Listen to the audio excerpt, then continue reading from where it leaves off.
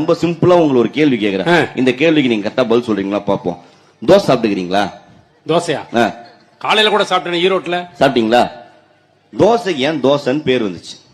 ரொம்ப நாளா தோசை, அதனால தோசை. உங்க பேர் என்ன? என் பேரு காங்கேயன். அதுக்கு என்ன அர்த்தம்? காங்கேயனா முருகர் அர்த்தம் இருக்குல்ல. அந்த மாதிரி தோசைக்கு ஏன் தோசைன்னு பேர் வந்துச்சு? பெயர் காரணம் கூறுக. தோசைக்கு ஏன் தோசை? ஏமா தோசைன்னு பேர் வந்து? தோசைக்கு ஏன் தெரியல. நான் சொல்றேன். தோசை ஊத்த சொல்ல என்ன சத்தம் வருது? தோசை ஊத்தும் போது சைன் சத்தம் வருது. அத்த திரி போட சொல்ல என்ன சத்தம் வருது? திரி போடும் போது சைன் சத்தம் வருது. எத்தனை தபா சைன் வருது? 2 தடவை சைன் வருது. 2க்கு ஹிந்தில என்ன? ஏக் தோ. 2 தபா சொயின் சொயின் சத்தம் வரலாம், அது பேரு தோசை. சரி, தோசைக்கு சொல்லிட்டல. இப்ப நீ மாட்டின. இட்லிக்கு எப்படி பேர் சொல்லு? இட்லி. இட்லி ரொம்ப சிம்பிளுங்க. கல்லுல ஊத்துனா தோசை, மாவை தூக்கி தட்டுல ஊத்துனா தட்டை தூக்கி இடுக்குல வச்சான், இடுக்க தூக்கி அடுப்புல வச்சான்.